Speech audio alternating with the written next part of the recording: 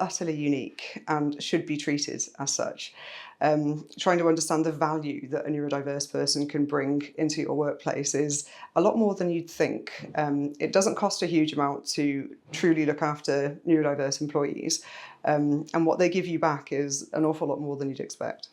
So I would say one of the biggest misconceptions for neurodiversity is that people are stupid or dumb, and it just is not the case.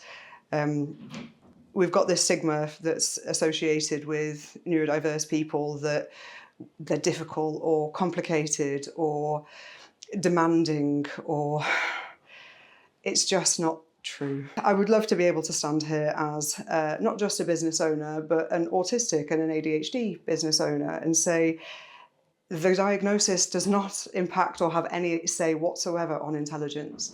And the result from neurospicy people in your business can be really quite remarkable. Neurodiversity is exciting, and we get special interests and hyper-focused on certain tasks. And if you give your staff enough freedom to come up with interesting ideas, watching them run with stuff, create amazing displays. I run a body piercing high-end jewellery business, and they'll make amazing displays or have great offer ideas or exciting, lovely things to do with clients, charity days, things that I'm too focused on the business to think about, and it's wonderful. And it reminds me why I do it. It reminds me of the love for this and what it can give back to the community as well. I'm diagnosed ADHD. It's something that I feel is kind of part of everyday life. Like, even if people aren't diagnosed, I see a lot of myself in a lot of people. Everyone has a say, and everyone's brain is coming out from a different angle, so you can learn new perspectives and that kind of stuff from, you know, maybe you wouldn't think with how you work. I've had it a few times in work where I've thought of a solution one way, and then someone else is coming at it from another way. I'm like, that works 10 times as better and it's 3 times as short. So it's just, you know, it's different perspectives and everyone working together for collaboration. Reasonable adjustments, in my experience, are kindness and understanding. Say you've got an individual who gets really stressed out by travelling into work on the buses.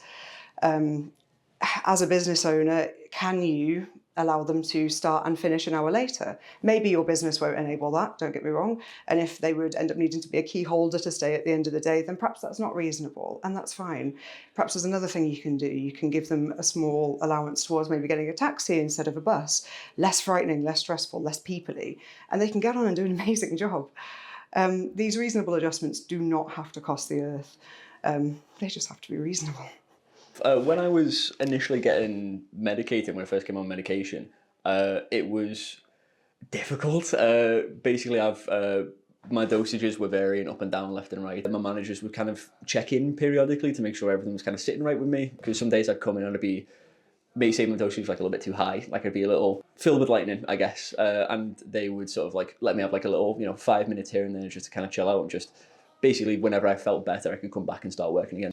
No matter who you are, you will know someone with neurodivergence. It could be your mum, your sister, your brother, people in your family, your friends. Like, even if it's non-diagnosed, people you know will have it. It is so widespread. Providing accommodation just makes it easier for everyone to just function. Like, some people have a more difficult time of it. Some people have an easier time. Some people are harder. Providing those jumping off points to help people is just, it's the right thing to do. For more information and guidance on neurodiversity in the workplace and making adjustments, visit www.acas.org.uk/neurodiversity-at-work.